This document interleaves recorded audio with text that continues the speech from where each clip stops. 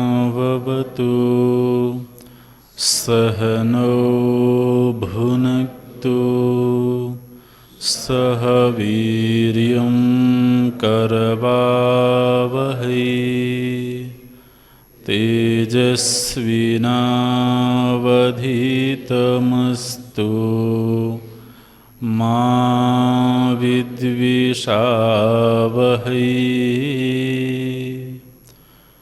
ॐ शान्तिः शान्तिः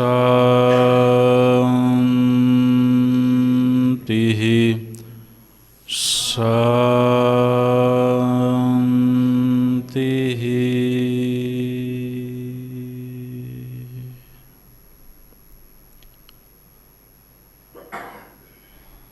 सदाशिवसमारम्भां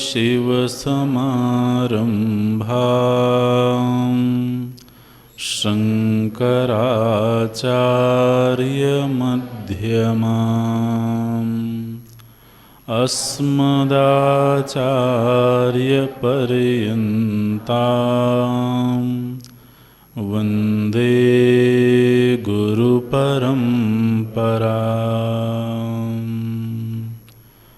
शङ्करं शङ्कराचार्यं केशवं बादरायणं सूत्रभाष्यकृतौ वन्दे भगवन्तौ पुनः पुनः भगवन्तौ पुनः पुनः।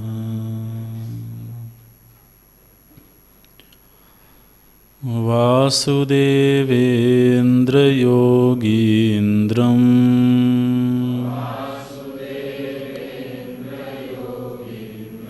नत्वा ज्ञानप्रदं गुरुं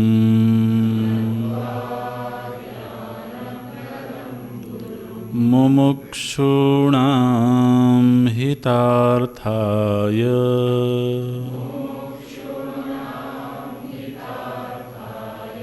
तत्त्वबोधोऽभिधीयते।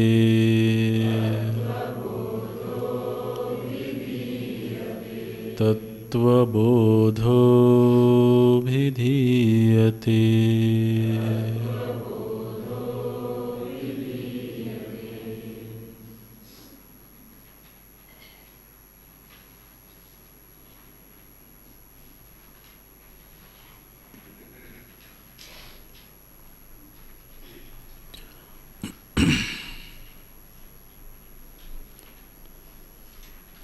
मनोमय कोशः कः? मनश्च ज्ञानेन्द्रियपञ्चकं मिलित्वा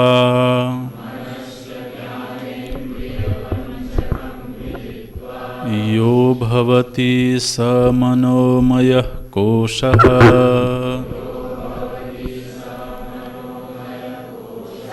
विज्ञानमयः कः? बुद्धिज्ञानेन्द्रियपञ्चकं मिलित्वा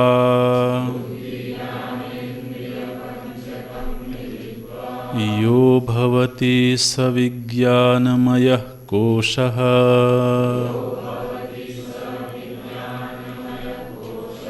आनन्दमयः कः एवमेव कारणशरीरभूत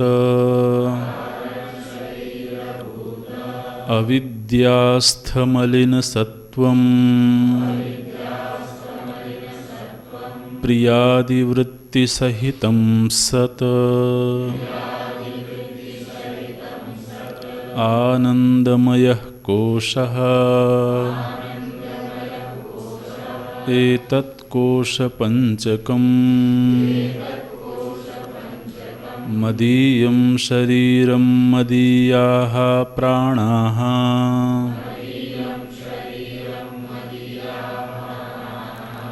मदीयं मनश्च मदीया बुद्धिः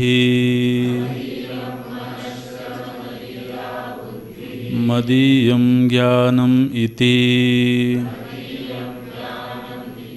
स्वेनैव ज्ञायते तद्यथा मदीयत्वेन ज्ञातम् कटककुण्डलगृहादिकम् स्वस्माद्भिन्नम् तथा पञ्चकोशादिकम् स्वस्माद्भिन्नम्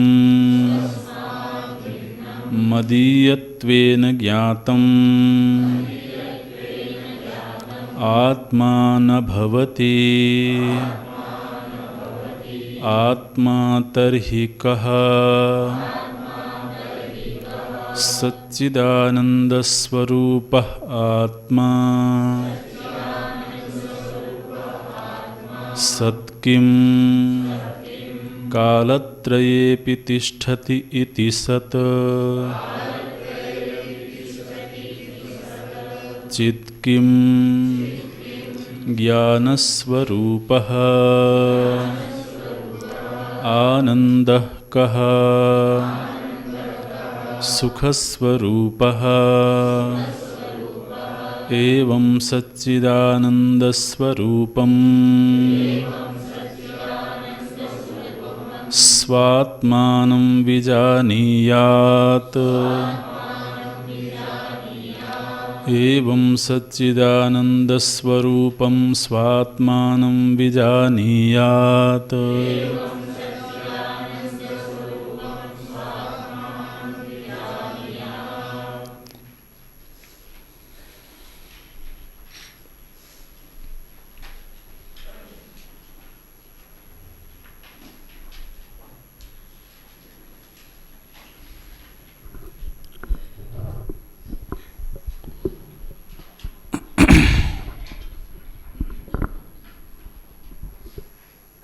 पंचकोशों के विवरण के प्रसंग में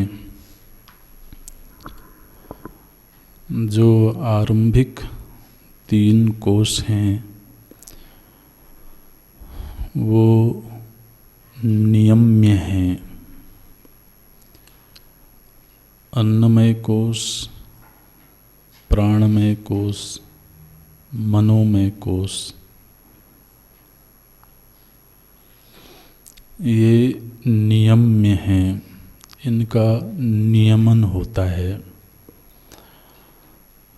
संचालन होता है। ये कर्म के सहयोगी हैं, साधन हैं, किंतु जो विज्ञानमय कोश है वो नियामक की भूमिका निभाता है। जो हमारे अंदर कर्तृत्व है, ये कर्तृत्व मुख्य रूप से विज्ञानमय कोश में है।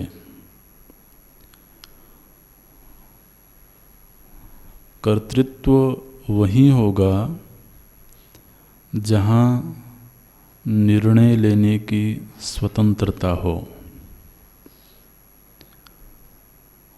स्थूल शरीर को क्या करना है, ये निर्णय स्थूल शरीर नहीं लेता है। इंद्रियों को किन विषयों का ग्रहण करना है, किन का त्याग करना है, ये निर्णय इंद्रियां नहीं लेती हैं। मन में किस तरह के संकल्प विकल्प को स्थान देना है, किसके विषय में नहीं विचार करना है, नहीं संकल्प करना है, ये निर्णय लेने की स्वतंत्रता भी मन के पास नहीं है।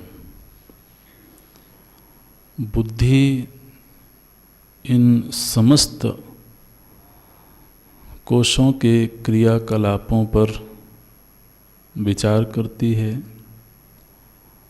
और फिर निर्णय लेती है, और उसी निर्णय के आधार पर ये कोश अपने अपने कार्य क्षेत्र में प्रवृत्त होते हैं। इसलिए जो निर्णायक की भूमिका निभाता है उसी में कर्तृत्व है।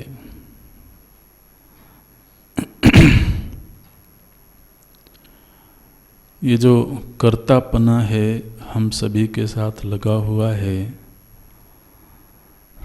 ये कहाँ है, इसका स्थान कहाँ है? तो बताया गया कि ये विज्ञानमय कोश में है। कोई ऐसा कार्य संपन्न हुआ जिसमें हम निर्णायक की भूमिका में नहीं थे, तो फिर ये कहना मुश्किल होगा कि इसका कर्तृत्व मेरे ऊपर है।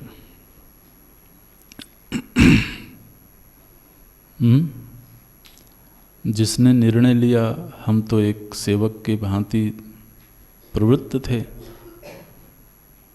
निर्णय किसने लिया, ये महत्वपूर्ण है। इसीलिए अगर हमारी इंद्रियां कुछ अमर्यादित आचरण करती हैं तो दोष इंद्रिय को नहीं दिया जाता।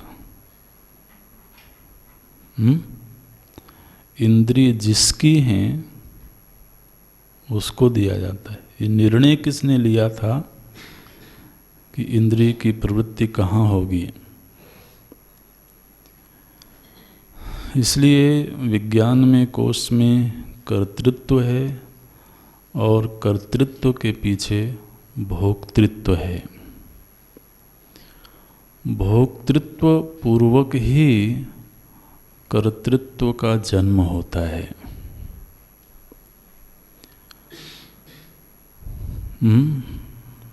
भोक्तृत्व माने भोक्तापना। निश्चित रूप से उसमें इच्छा सम्मिलित है। भोक्तृत्व की अभिव्यक्ति कामना के रूप में ही होती है, इच्छा के रूप में होती है।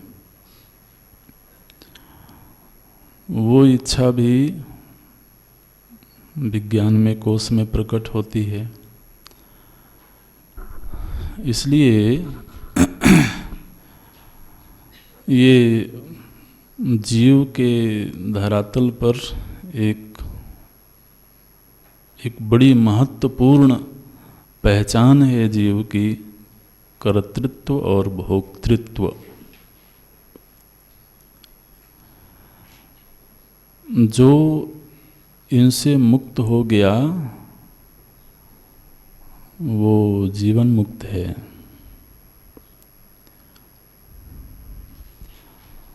वो कार्य करते हुए भी कर्म से लिप्त नहीं होता है। क्यों? क्योंकि अब वहाँ कर्तृत्व नहीं है।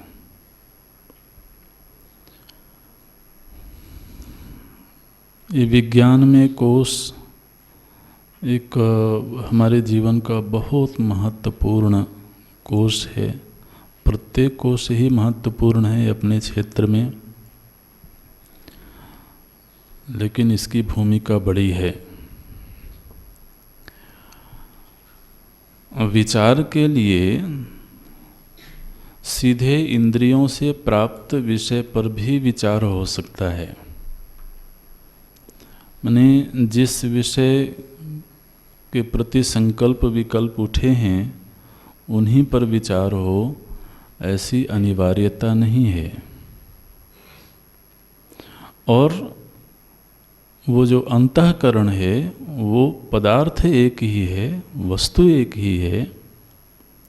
एक काल में जब वो संकल्प विकल्प कर रहा हो, उसी समय पर वो निर्णय नहीं ले रहा होता है। एक समय में एक ही क्रिया होगी। तो जिस समय पर वो अंतःकरण विचार कर रहा है, निर्णय ले रहा है,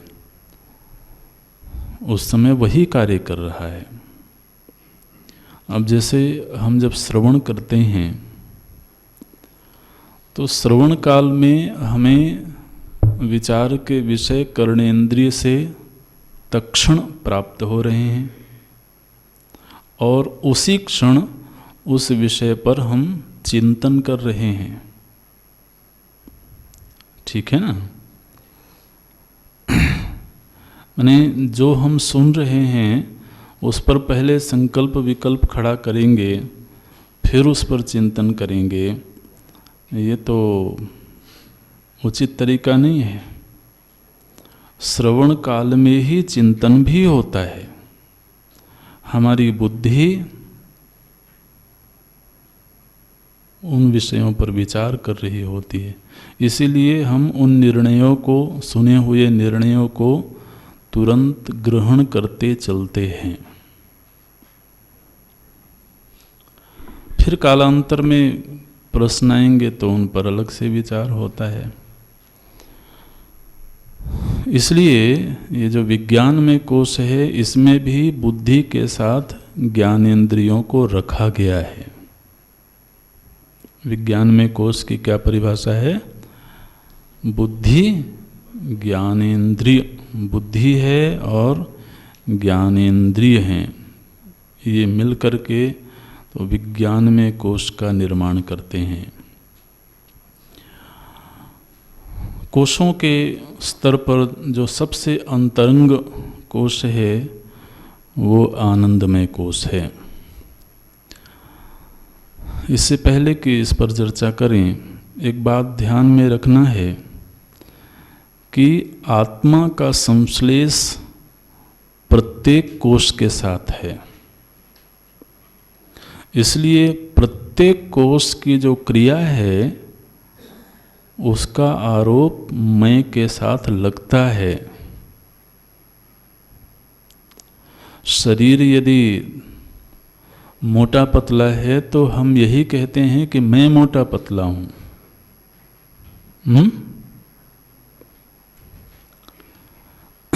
इंद्रियां जो क्रिया करती हैं तो उस क्रिया का आरोप सीधे मैं पर होता है।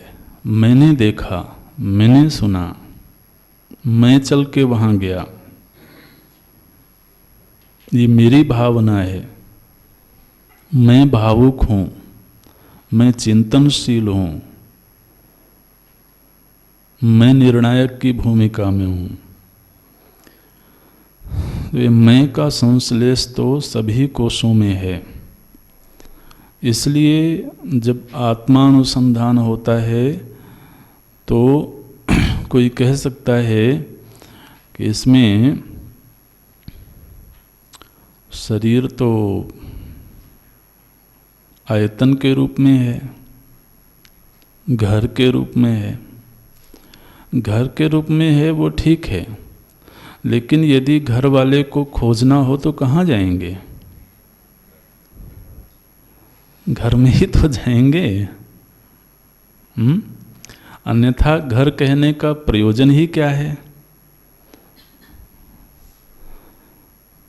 इसलिए ये अनुसंधान तो अन्नमय कोश से ही शुरू होता है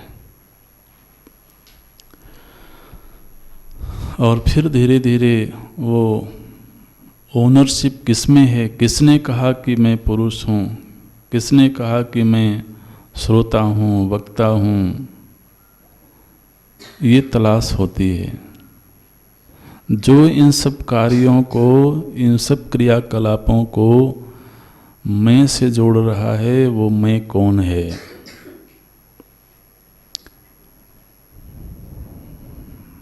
ऐसे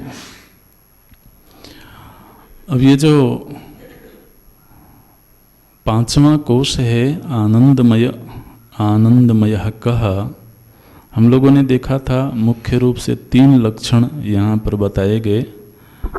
कारण शरीर भूत, अविद्यास्थ मलिन सत्वम, प्रियादि वृत्ति सहितम सत आनंदमय कोशः। पहली बात तो ये है कि जिस कोश का जो नाम है उस कोश में उसी की प्राचुर्यता है। जैसे अन्न में कोश है, अन्न का प्राचुर्य है वहाँ, इसलिए अन्नमय कोश कहा। प्राणमय कोश में प्राण की प्रधानता है, मनोमय कोश में भावनाओं की प्रधानता है, विज्ञान में कोश में विचारों निर्णयों की प्रधानता है। ठीक इसी तरह से आनंदमय कोश में आनंद की प्रधानता है। अच्छा, तो पहली बात तो ये समझना है हमको, आनंद की प्रधानता है, किंतु ये आत्मानंद नहीं है। आनंद की प्रधानता अन्य कोशों के संदर्भ में, अन्य कोशों की तुलना में इस कोश में आनंद प्रचुर है, आनंद प्रधान है। अच्छा, कारण शरीर रूप है ये, तो अब हमें याद होना चाहिए कि कारण शरीर माने क्या।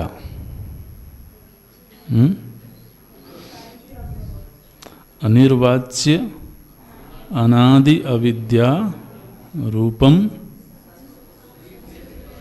शरीरद्वयस्य कारणमात्रम सत्स्वरूप अज्ञानम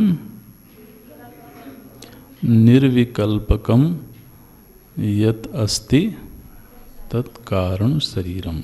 ये कारण शरीर है, मुख्य रूप से जो अज्ञान रूप है ना।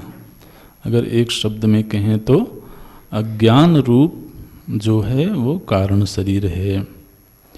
अच्छा, अब यहाँ पर इस अज्ञान के संदर्भ में एक बात और करते हैं। ये जो अज्ञान है ये 2 तरह का होता है। एक अज्ञान है जो मूल अज्ञान है, जो सत्स्वरूप का अज्ञान है। और एक अज्ञान का रूप है जो सामान्य दुनिया का अज्ञान है। हम किसी भाषा को नहीं जानते हैं, किसी देश को नहीं जानते हैं, किसी पदार्थ को नहीं जानते हैं, भूगर्भ में घट रही घटनाओं को नहीं जानते हैं, तारामंडल का ज्ञान नहीं है। तो ये जो भौतिक विषयों का अज्ञान है वो भी तो अज्ञान ही है।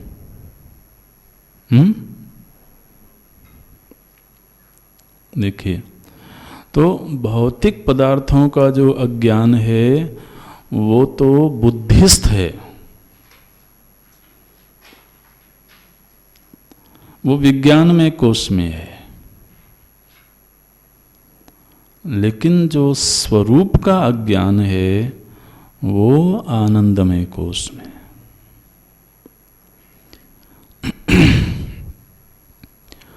तो ये सब विषय ऐसे हैं जो धीरे धीरे इनकी परतें खुलती रहेंगी, है ना।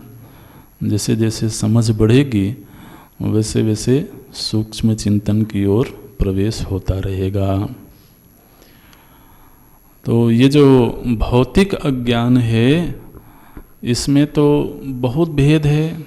किसी को किसी चीज़ का ज्ञान है तो उसी को दूसरे व्यक्ति को उसका ज्ञान है, तो इसमें तो व्यक्तिशः भेद रहेगा, भेद है।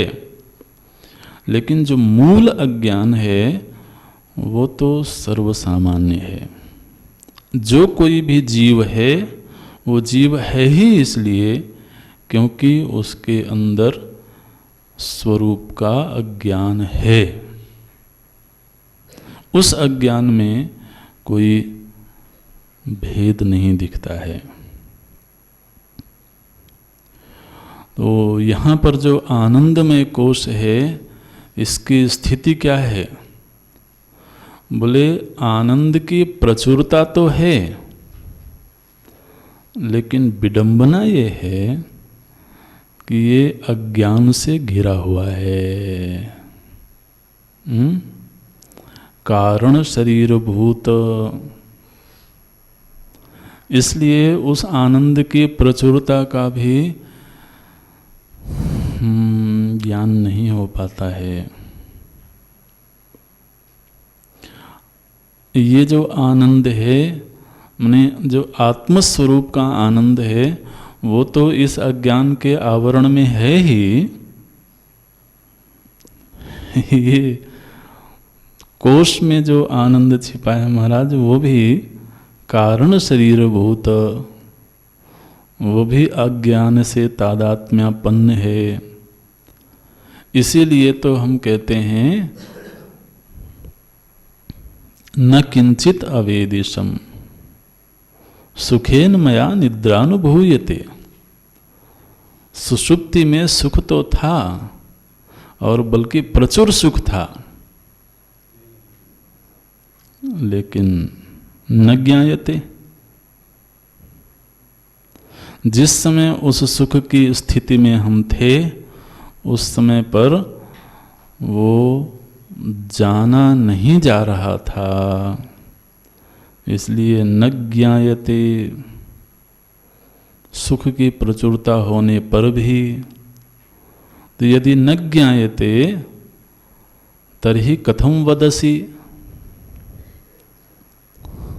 तो फिर कैसे कहते हो?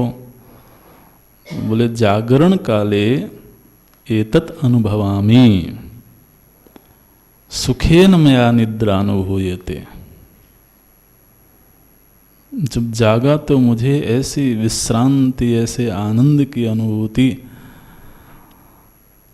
होती है कि मैं अनुमान करता हूँ कि मैं जहाँ भी रहा होऊंगा वो प्रचुर सुख की स्थिति रही होगी। और उसका एक प्रमाण ये है कि हम वहाँ बार बार जाना चाहते हैं।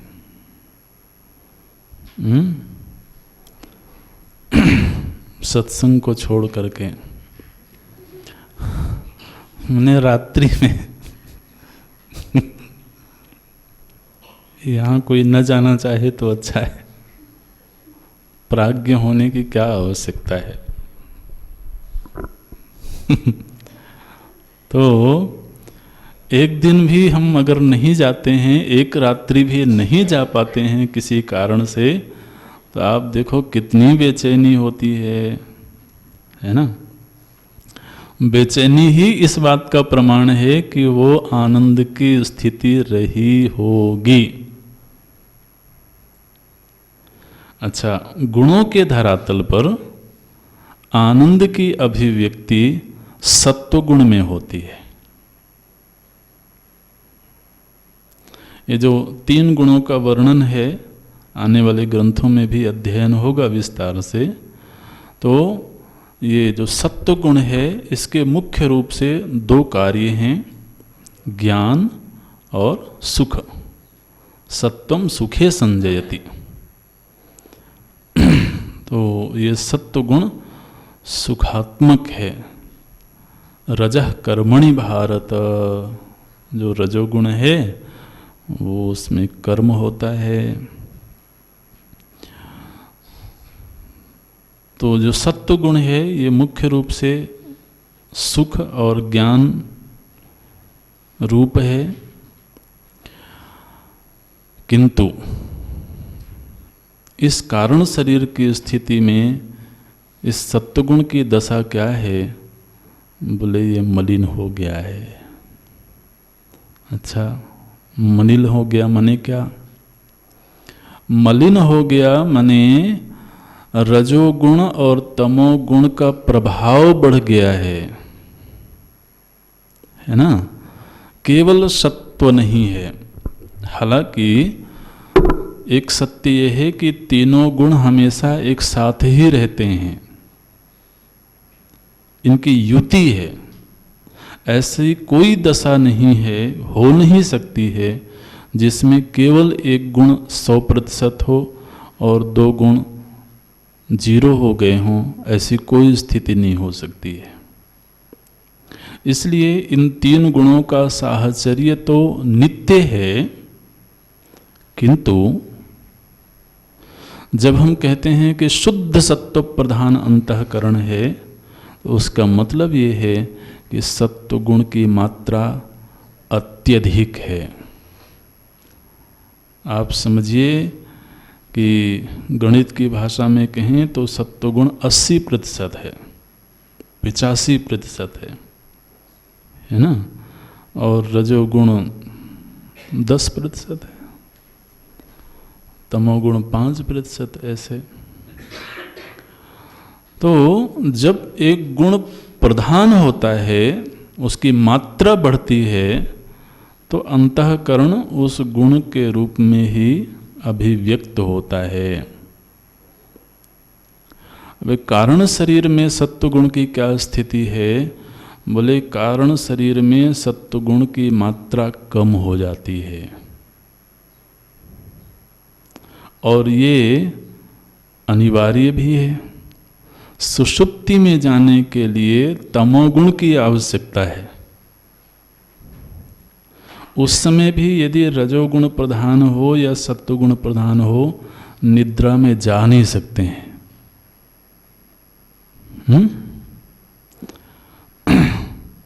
सुखात्मक सत्वगुण है, लेकिन उस सत्वगुण में तमोगुण का प्रभाव बढ़ गया,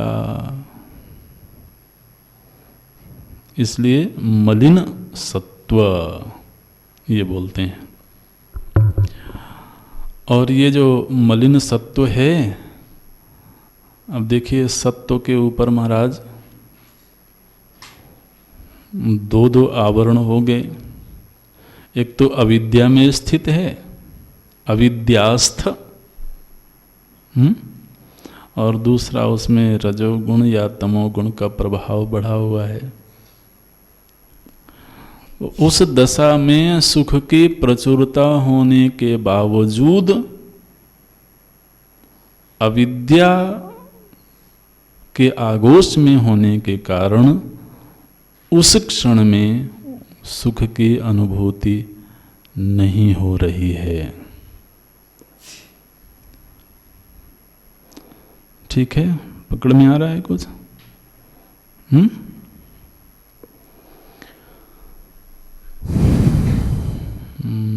ऐसा है।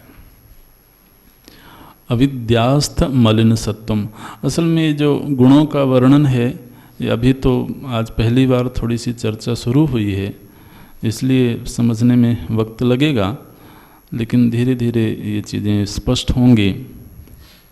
अविद्यास्थ मलिन सत्व। अच्छा, अब ये जो कारण शरीर है, ये मुख्य रूप से तो सुषुप्ति में अपने, कहना चाहिए, स्वभाव पर होता है, अपनी पूर्णता में होता है ना? लेकिन जागृत काल में और स्वप्न काल में इस कारण शरीर की क्या स्थिति है?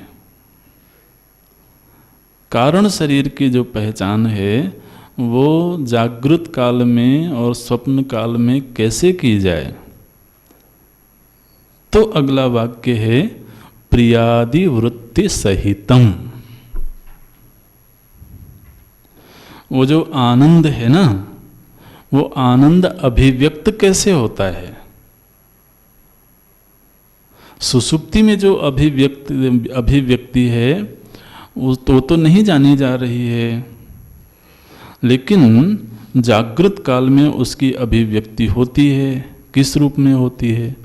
तो कहते हैं प्रिय वृत्ति के रूप में, मोद वृत्ति के रूप में और प्रमोद वृत्ति के रूप में।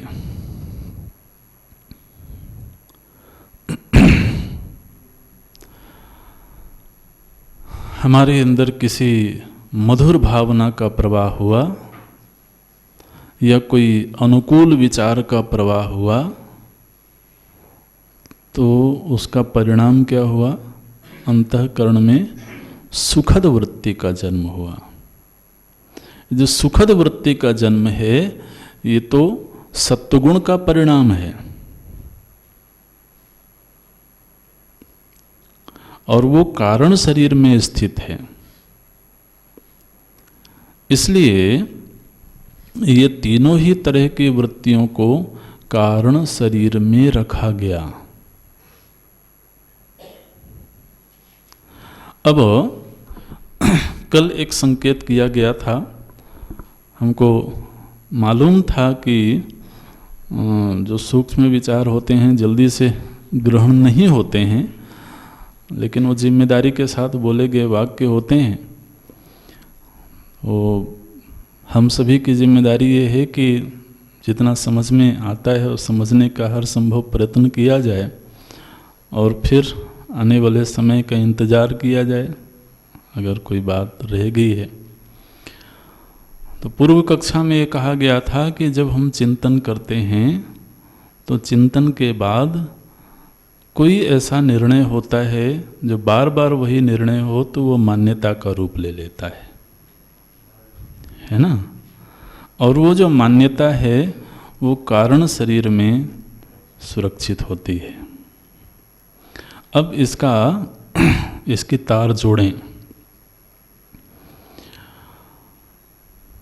हमारे अंदर ये मान्यता बनी कि इस व्यक्ति से मुझे सुख मिलेगा, ठीक है। ये एक दिन में नहीं बनी मान्यता, बार बार के अनुभव के आधार पर यह मान्यता बनी कि इस व्यक्ति के मिलने से सुख मिलेगा। अच्छा, अब जब उसकी याद आई, उससे मिलने की इच्छा हुई, तो प्रिय वृत्ति का जन्म हुआ। ये प्रिय वृत्ति कहाँ है? कारण शरीर में है।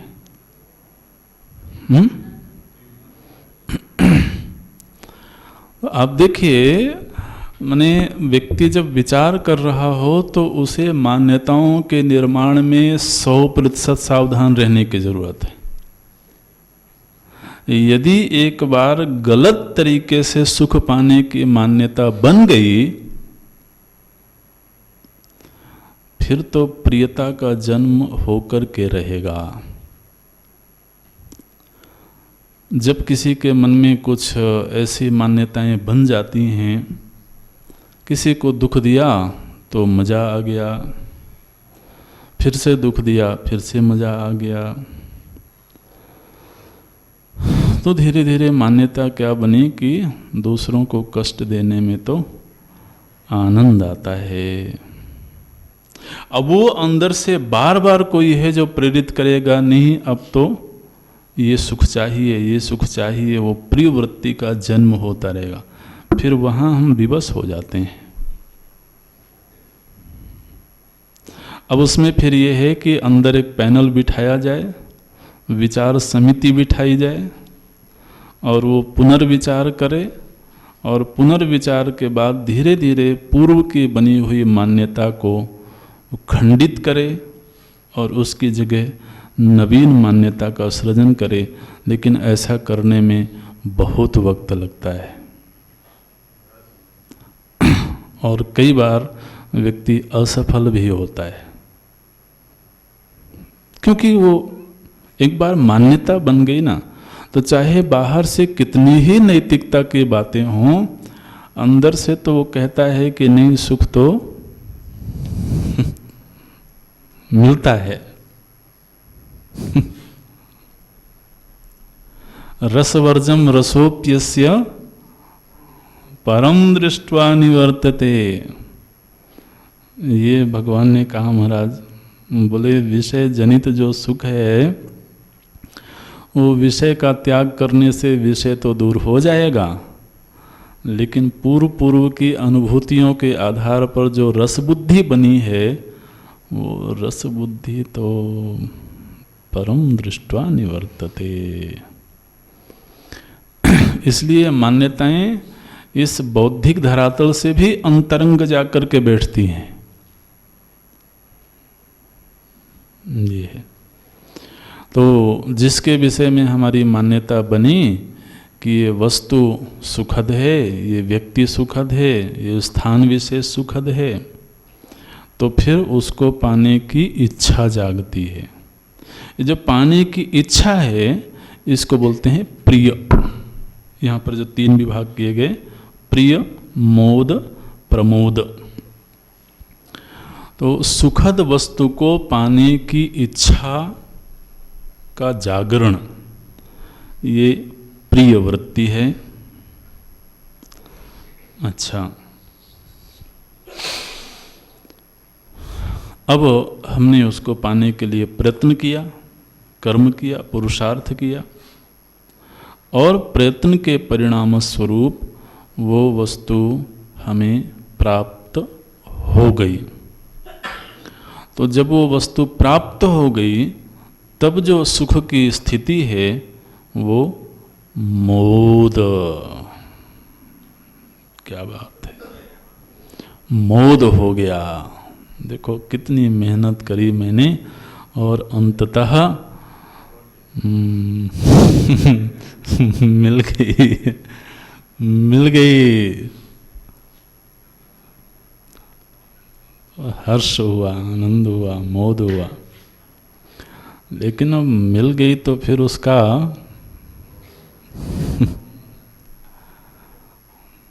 बहुत भूख लगी हो तो भोजन की कितनी प्रबल इच्छा होती है, और थाली सामने आ गई, थाली सामने आ गई, तरह तरह के जो सुगंध है वो हमारे अंदर मोद को पैदा करती है। सुगंध और उसको जो परोसने का जो तरीका है वो भी एक कला है महाराज। सभी को सर्व करना भी नहीं आता है। और सामने थाली आ गई, मोद हुआ, लेकिन कह दिया गया कि अभी तो जयकारे होंगे।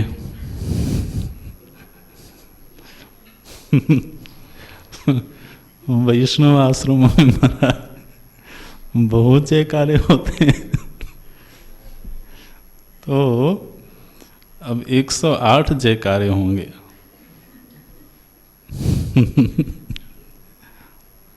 अच्छा, या अभी 15वें अध्याय का पाठ नहीं हुआ है। तो अभी मोद की स्थिति में तो हैं, प्रमोद नहीं हुआ। तो वो प्रमोद बेचैन करता है कि भैया जल्दी करो जरा। जब उसका उपभोग हुआ, आहा, तो प्रमोद हुआ। प्रिय, मोद, प्रमोद, ये आनंद की अभिव्यक्ति के अलग अलग सोपान हैं। जो सत्वगुण जनित सुख है उस सुख की अभिव्यक्ति इस तरह से होती है। प्रिय, मोद, प्रमोद, वृत्ति सहितम सत् इन वृत्तियों से युक्त जो है वो आनंदमय कोश है। आप देखिए, कभी यदि अन्नमय कोश रुग्ण भी हो, कदाचित कष्टदायक भी हो, लेकिन कोई सुखद समाचार हमारे अंदर प्रिय मोद को पैदा कर देता है। किसी अत्यंत प्रिय व्यक्ति से मिलन उस कोश, अन्नमय कोश आदि के जो क्लेश हैं उनसे भी हमें छुड़ा देता है कुछ क्षण के लिए।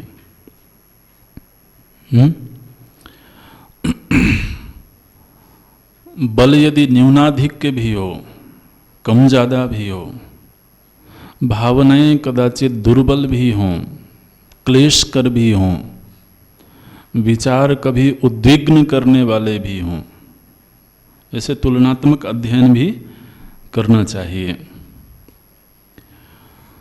इन सब के होने के बावजूद प्रिय का समाचार प्रिय वृत्ति को पैदा कर देगा। प्रिय का मिलन मोद वृत्ति को पैदा कर देगा।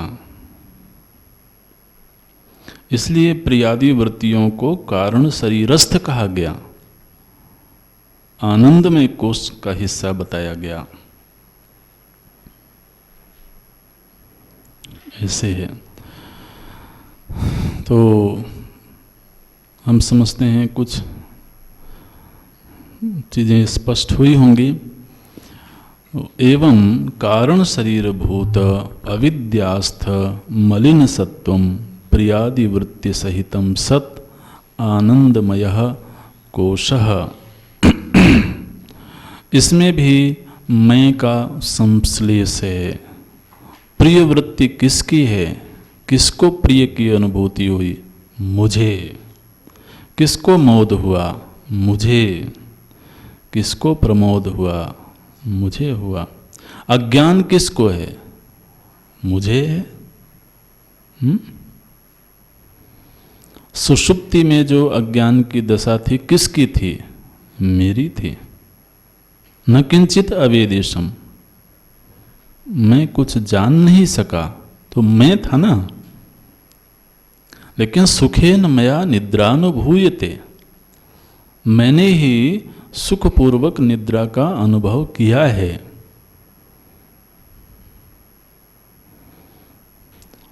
तो मैं का संश्लेष यहाँ भी है। एतत् कोश पंचकम, ये 5 कोशों का वर्णन हुआ है। इनका तुलनात्मक अध्ययन भी करते रहना है। इनकी क्या भूमिका है, क्या सीमाएं हैं, उसका अध्ययन भी निरंतर करते रहना है।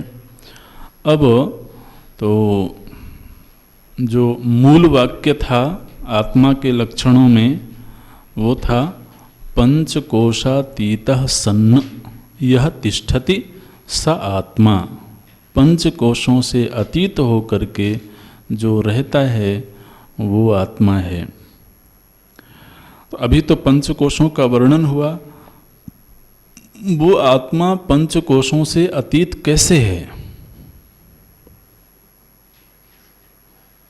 ये प्रश्न तो आएगा। तो जो अगली व्याख्या है बड़ी सुंदर व्याख्या है, दृष्टांत के साथ में ये व्याख्या है, तो इसको देखें जरा। मदीयम शरीरम मदीयाः प्राणाः मदीयम मनश्च मदीया बुद्धि मदीयम ज्ञानम इति स्वेनैव ज्ञायते तद यथा मदीयत्वेन ज्ञातम कटक कुंडल गृहादिकम स्वस्माद् भिन्नम तथा पंचकोशादिकम स्वस्माद् भिन्नम मदीयत्वेन ज्ञातम आत्मा न भवति।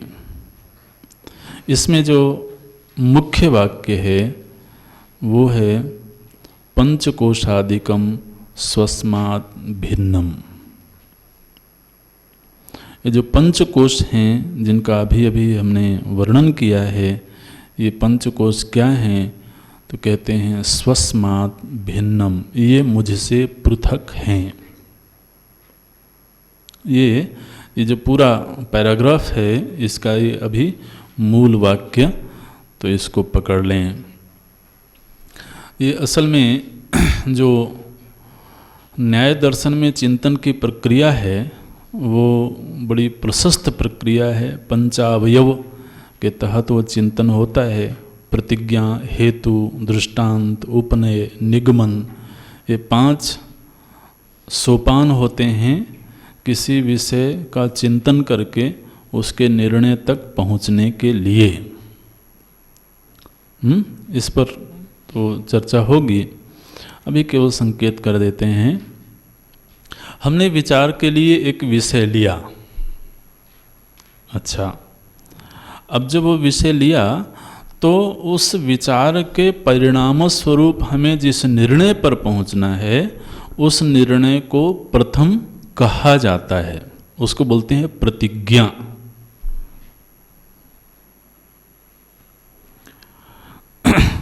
ये मेरी प्रतिज्ञा है। क्या बोले?